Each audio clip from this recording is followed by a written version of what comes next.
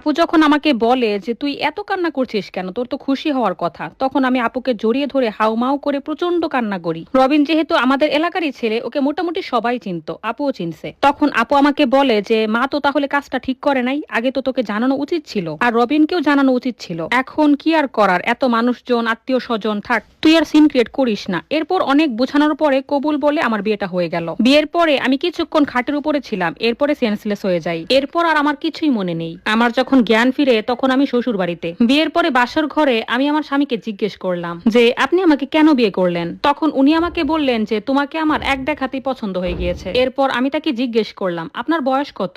উনি বললেন উনার বয়স নাকি 39 বছর। তখন আমি তাকে বললাম আপনি তো আমার চেয়ে 19 বছরের বড়, এটা কি করে সম্ভব? আপনি কি কাজটা ঠিক করলেন? আপনি আপনার চেয়ে বয়সে এত ছোট একটা মেয়েকে বিয়ে করতে পারলেন? আমাকে হয়তো আপনার পছন্দ হয়েছে, কিন্তু আপনাকে তো আমার পছন্দ হয়নি। এরপর আমি বললাম আমি একটা ছেলেকে 4 বছর ধরে ভালোবাসি, আমার তার সঙ্গে বিয়ে হওয়ার কথা ছিল, কিন্তু আপনি আমাকে জোর করে বিয়ে করেছেন। আপনার সাথে আমি কোনোদিনও শান্তিতে সংসার করতে পারবো না। ওনাকে এই কথাগুলো বাসর রাতেই বলার কারণ উনি যাতে আমাকে যত দ্রুত সম্ভব ছেড়ে দেয়। আমার বয়স তখন 20 বছর চলে। যথেষ্ট বুঝদার এবং ম্যাচিউরড একটা মেয়ে হওয়া সত্ত্বেও আমি নিজেকে তখন কন্ট্রোল করতে পারিনি। ওনাকে সেই রাতেই আমি সব বলে দিছি। আমার হাজবেন্ড আমার কথাগুলো শুনে বলে সে নাকি সবকিছু আগে থেকেই জানে। আমার মা নাকি তাকে সবকিছু আগেই বলে দিয়েছে। বলে ওই ছেলেকে তোমার মা তো অনেক সময় দিয়েছিল, কিন্তু সে তো পারে নাই। অতএব আমার সঙ্গে যখন তোমার বিয়েটা হয়েই গেছে, তুমি সব ভুলে নতুন করে জীবনটা আমার সঙ্গে শুরু করো। এরপরে আমার আর কি বা বলার থাকতে পারে। উনি তখন আমাকে বললেন তুমি অনেক ক্লান্ত, রিল্যাক্স করো, ঘুমাও, ভালো লাগবে,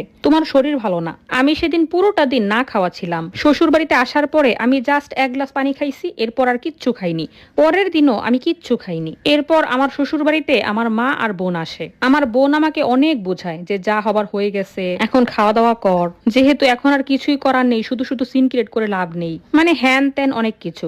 এরপর আমার বিয়ের যখন 3 দিন চলে, তখন আমার স্বামী আমার কাছে এসে বলে তুমি কি চাও আমি তোমার সঙ্গে জোরাজুরি করি? আমি ছেলে মানুষ হিসেবে সেটা আমার কাছে কোনো ব্যাপারই হবে না, কিন্তু আমি চাই না আমার ওয়াইফের সাথে আমার জীবনের প্রথম সম্পর্কটা এভাবে শুরু হোক। দেখো আমাদের পরিচয়টা হয়তো অল্প দিনের, কিন্তু বিশ্বাস করো আমি তোমার ছবি দেখার পরে তোমাকে এত ভালোবেসে ফেলেছি, আমি তোমাকে অনেক যত্নে রাখবো। রবিন তোমাকে যতটুকু ভালোবেসেছে তার চেয়ে 1000 গুণ বেশি আমি তোমাকে ভালোবাসবো। তুমি রবিনকে ভুলে যাও। আর যেহেতু তুমি মাদ্রাসায় পড়াশোনা করছো, তুমি তো হাদিস কোরআন সম্পর্কে অনেক ভালো জানো। আমার প্রতি তোমার যে একটা হক, সেটা তোমার দেওয়া উচিত। আমার স্বামী যেহেতু 39 বছরের একজন ম্যাচিউরড মানুষ, সে যথেষ্ট ঠান্ডা মাথায় আমাকে কথাগুলো বুঝালো। এরপরে একটা সময় পরে গিয়ে আমি পরিস্থিতির কাছে হার মেনে নেই, কারণ আমার তো কিছু করার নেই। তো ওই দিনের পর থেকে আমাদের মধ্যে স্বামী স্ত্রী সম্পর্কটা কন্টিনিউ চলতে থাকে। আমার হাজবেন্ড প্রায় সব মিলিয়ে 14 দিনের মতো দেশে ছিল। এরপরে সে প্রবাসে নিজের কর্মস্থলে ফিরে যায়। সে যেদিন প্রবাসে চলে যায় তার পরের দিনই আমি বাবার বাড়িতে চলে আসি। আসার পরে আমার মা আর বোন সারাক্ষণ আমাকে বুঝাচ্ছিল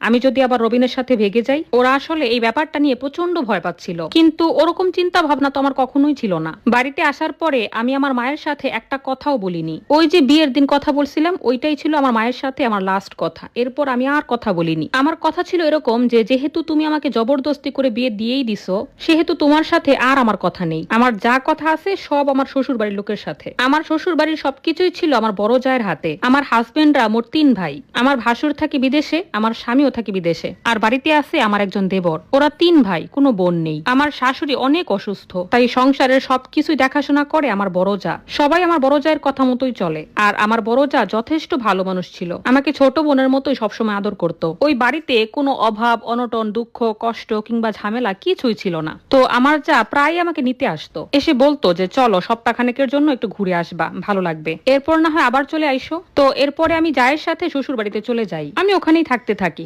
বাবার বাড়িতে আর আসি না। এরপরে আমি আমার যাকে বলি যে ভাবি আমি মাদ্রাসার পড়া বাদ দিয়ে দিব, যেহেতু বিয়ে হয়েই গেছে, এখন আর পড়াশোনা করে কি লাভ। ভাবি বলল আচ্ছা ঠিক আছে।